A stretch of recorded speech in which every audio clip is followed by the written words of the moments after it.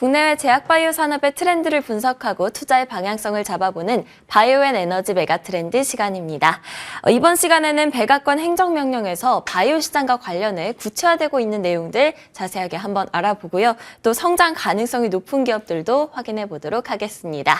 케미칼 에너지 투자자문의 차웅선 대표 그리고 강혜경 제약시장 고문 모셨습니다.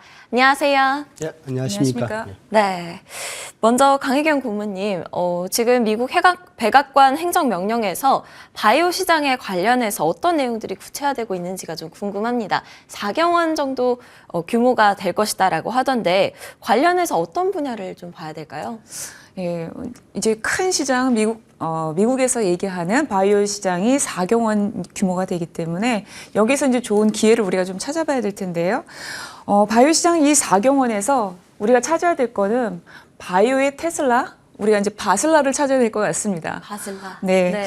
이 1경원 시장이 되는 데서 이 테슬라가 시가총액이 800배가 오르면서 이 테슬라가 탄생을 했기 때문에 1경원에서 800배 오른 이 테슬라, 그다음에 4경원에서 이론적으로는 3,200배가 가능하겠죠. 그러니까 우리는 이 3,200배가 이제 상승할 수 있는 이런 걸 좀 찾아야 되는데요.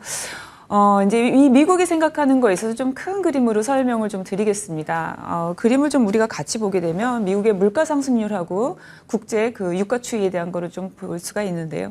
미국의 지금 가장 큰 고민이 높은 인플레이션이죠. 근데 이 높은 인플레이션은 두 가지 원인이 있습니다. 첫 번째는 국제 유가가 높죠. 배럴당 이제 120달러에서 최근에는 이제 80달러까지 가기는 했지만 그래도 지금 이 원인 중에 가장 큰 거는 국제 유가입니다. 유가가 높게 되면은 우리가 이제 이 소비되는 모든 생산 제품에 영향을 다 미치기 때문에 이 국제 유가가 이제 이렇게 큰 영향을 미치는 거고요. 또 다른 요인은 저가 제품을 생산할 수 있는 중국을 포함한 이머징 제품에서 이 코로나로 인해서 그동안은 이 저가 제품 생산이 어려웠다라는 겁니다. 그래서 이 두 가지 요인으로 인해서 이 좀 어려움이 있죠. 그럼 미국이 이렇게 국제 유가를 잡기 위해서 할 수 있는 것, 그다음에 하고 있는 것, 할 것, 이런 것이 어떤 것이 있는가라는 걸 봤었을 때는 그동안 이제 전기차에 대한 거는 많이 아실 겁니다. 전기차, 대체해서 이제 전기를 사용한 이 자동차, 그리고 바이오차가 있습니다. 그리고 신재생 에너지 등을 육성했죠. 근데 이 바이오차 좀 생소하실 수 있는데요. 미국은 전기 자동차 보다는 바이오차 비중이 더 높습니다. 그러면 이 바이오차에 이 연료가 될 수 있는 게 어떤 게 있느냐. 옥수수, 대두 이런 거를 이용해서 이 바이오차의 연료를 사용할 수가 있는 겁니다. 그래서 미국은 이러한 그 석유, 이런 유가 이런 거를 잡기 위해서 이런 대체할 수 있는 거를 좀 이렇게 육성을 하고 있고요. 그러면 여기서 포인트는 바이오에 있어서 그러면 이게 포인트가 뭔가요? 라고 할 수 있는데요. 유전자 기술입니다. 유전체 분석에 대한 거는 가격이 급격하게 내려갔고요. 유전체 분석에 대한 거, 그다음에 증폭시키는 기술은 치료제, 신약뿐만이 아니라 이렇게 농업 쪽으로도 이제 그 관련해서도 이 생산량을 대폭 증가시킬 수가 있습니다. 그래서 이러한 부분들이 미국 바이오 4경원의 핵심이 될 수 있고요. 우리가 바슬라를 좀 찾을 수 있다라는 거죠. 그래서 전 세계의 그 글로벌 바이오 4경원 시장의 핵심이 될 수 있는데요. 1960년대에 우리가 이제 녹색혁명 이후에 비료, 그다음에 뭐 제초제 이런 거 생산하면서 인구도 많이 2배 증가할 때 그 농업 생산량은 3배가 증가했습니다. 그런데 농업 총 경지를 보면 거의 변화 없습니다. 근데 앞으로도 인구가 100억 명이 늘어나게 될 건데요. 그렇게 되더라도 전 세계가 이렇게 인구는 늘어도 경지는 비슷할 거고요. 대신 농업 생산량은 더 늘어나야 됩니다. 그런데 이게 어떻게 되는 건가? 유전자 기술 이런 것들을 이용한 농업의 생산량이 굉장히 많이 늘어나게 될 것이다. 그래서 우리는 여기서 좀 기회를 찾아볼 수 있다. 이렇게 보고 있습니다. 네, 앞서서 미래 기술들을 통해서 이 곡물의 생산량을 늘리고 또 국제유가도 하락시킬 수 있다. 이런 얘기를 해주셨는데요. 그렇다면 투자의 관점에서는 어떤 기업들이 있을까요? 최근에요, 이제 앞으로 조만간 이제 소식을 좀 이렇게 듣게 되실 게 지금 바이오 쪽에서는 신약과 관련해서 어떤 게 있냐면 세계 최초로 유전자 가위 크리스퍼-카스나인이죠. 이 기술을 이용한 유전자 편집 치료제에 대한 승인을 지금 주목하고 있습니다. 또 이런 게 이제 승인이 된다 그러면은 또 이제 한번 주목을 하게 될 텐데요. 여기서도 유전자 편집 치료제에 대한 게 지금 글로벌에서 바이오에 대한 이슈가 있지만 이러한 유전자 편집 기술은 농업 쪽에서도 이 대량 생산이 가능합니다. 그래서 이런 분야에서 좀 더 우리가 볼 수 있는데 미국 관련 기업으로 보게 되면은 콜테바를 좀 볼 수가 있습니다. 이 기업 같은 경우 2019년이죠. 얼마 안 됐습니다. 2019년 6월에 다우하고 듀폰은 아실 텐데요. 이 두 기업의 농업 부분이 분사돼서 설립한 회사입니다. 그래서 종자하고 작물 보호제 쪽을 이제 이 기업은 매출액이 이제 나오고 있고요. 여기 옥수수와 대두에서 유전자 편집 가능한, 그러니까 편집으로 한 작물에 대해서 우리가 이제 비규제 승인을 받았습니다. 이 기업이. 그래서 유전자 편집 가능한 유전자 치료 과 관련한 기술을 사용한 농업 관련 기업이다. 이렇게 좀 보시면 되고요. 이런 코테바가 있는데, 우리가 이제 신약에 대한 거는 11112가 있죠. 그래서 알츠하이머 치매 치료제, 그리고 당뇨, 비만 이런 쪽으로 해서, 급격하게 성장하고 있는 그리고 11112가 있고 그다음에 농업 쪽으로 관련해서 지금 콜테바 말씀을 드리는데요. 국내까지도 연결해 볼 수가 있습니다. 국내 같은 경우는 LG화학, 그다음 포스코홀딩스, 롯데지주 이런 기업들을 우리가 생각해 볼 수가 있는데요. LG화학 같은 경우는 ADM하고도 같이 이 관련 기업, 화학이나 이런 농업 관련된 거를 계속 이렇게 성장시켜 가고 있습니다. 지금은 매출액이 작지만 LG화학의 매출액 구조에서 많은 부분을 차지하는 석유화학도 이러한 결국 엔드 프로덕트는 같지만 그래도 그 과정들이 바뀔 것이다. 저는 지금 이렇게 보고 있고요. 그래서 바이오에 대한 것이 확장이 될 것이다. 저는 이렇게 보고 있습니다. 그리고 포스코홀딩스도 7대 산업에서 이제 사업 육성하겠다라는 거에 농업이 들어가 있습니다.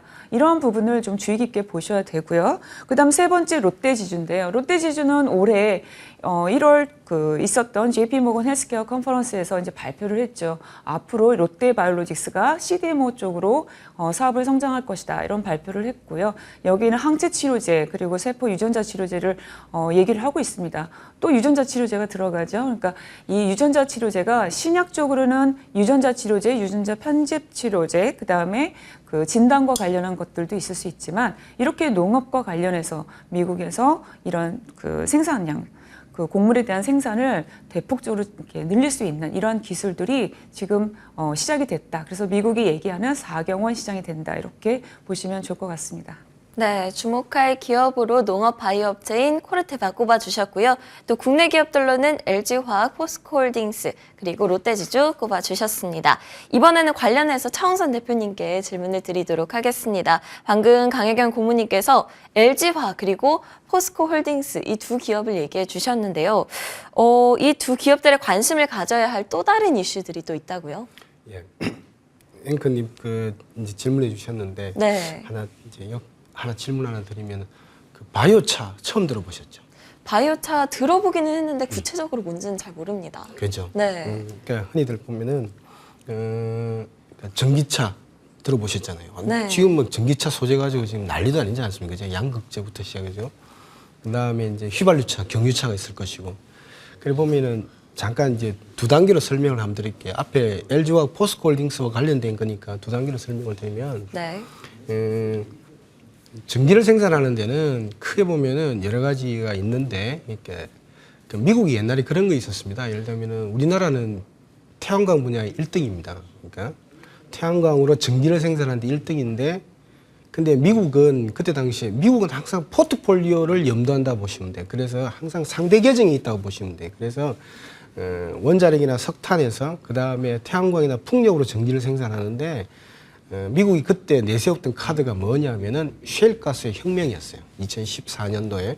그러면서 이 코스트 자체가 전기의 단가 자체가 훅 떨어지는 그런 경험이 있었거든요. 그게 이제 셰일가스의 혁명인데 똑같은 비슷한 유사한 일이 지금 벌어지고 있다 생각하면 됩니다. 예를 들면은 앞에 이제 잘 설명해 주셨는데 예를 들면은 지금 이제 미국은 석유 가격을 잡고 싶은 거예요. 내리고 싶은 거예요. 왜냐하면 석유 가격이 인플레이션의 주 원인이고 그다음에 이머징 국가의 생산 그것도 두 가지거든요.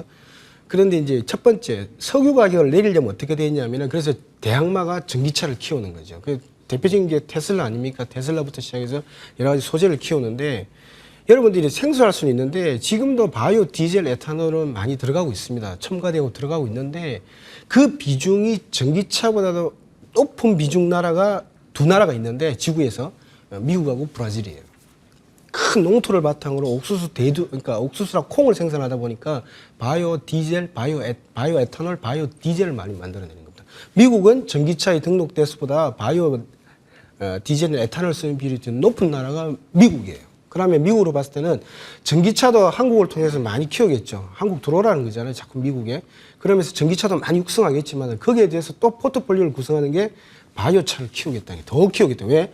그 광활한 농지에 폭발적인 곡물 생산량을 키우면은 석유가 못 간다는 거예요. 석유가. 오히려 떨어질 수도 있다고 보는 거예요. 그러니까 석유차, 전기차, 바이오차를 신재생 에너지까지도 이런 그 석유를 가격을 낮추는 역할을 하니까 이렇게 사축체제로 가게 되면은 떨어진다. 그게 인플레이션 리덕션 액트 IRA의 핵심이에요.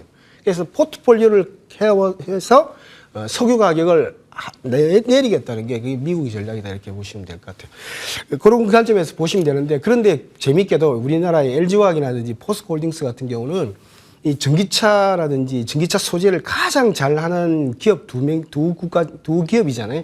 기업인데 가장 끝에 보면은 성장 산업에 보면은 농업이 들어가 있어. 둘 다 공통적으로 왜 이렇게 바이오차도 신경을 쓴다는 거예요. 왜 이게 미국이 이제 육성하기 시작하면은 같이 따라 붙어야 되니까. 그런 관점에서 보시면 될 것 같고요.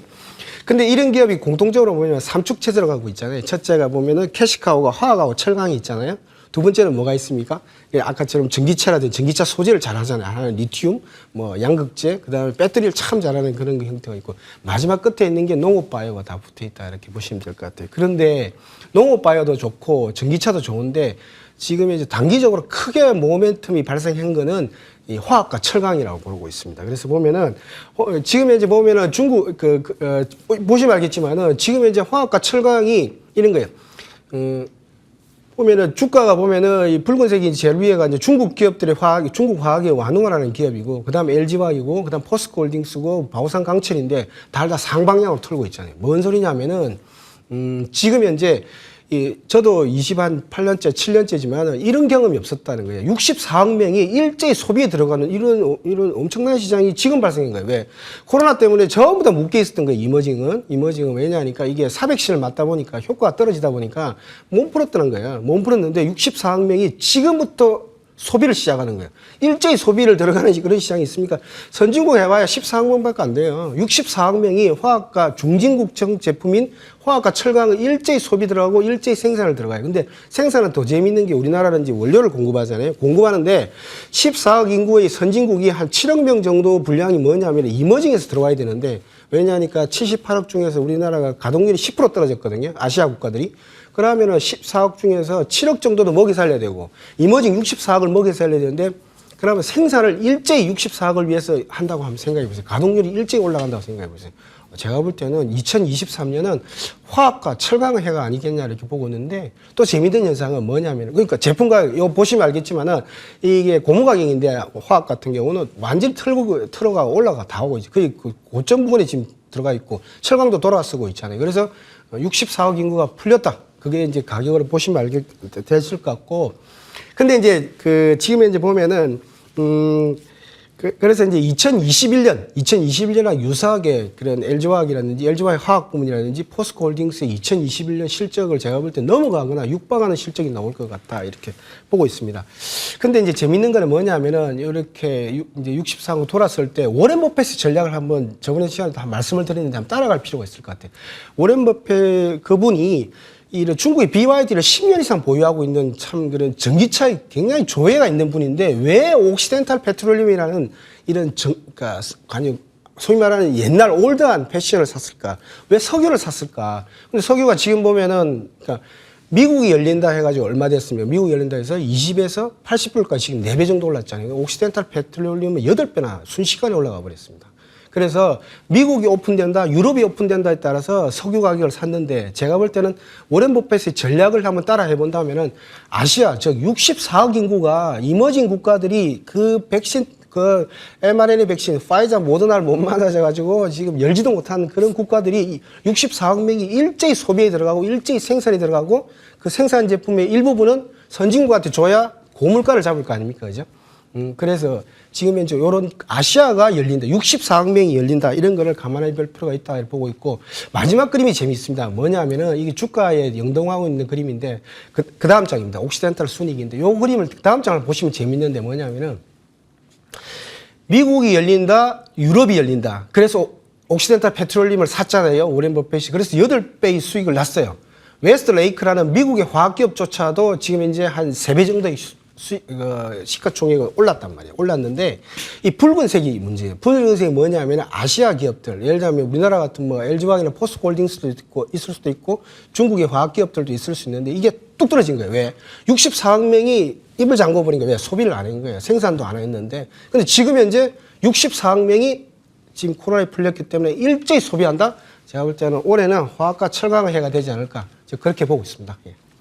네, LG화학과 포스코홀딩스 이 두 기업이 농업바이오뿐만 아니라 화학과 철강 부문에서도 큰 성장세가 기대가 된다라는 말씀 전해주셨습니다.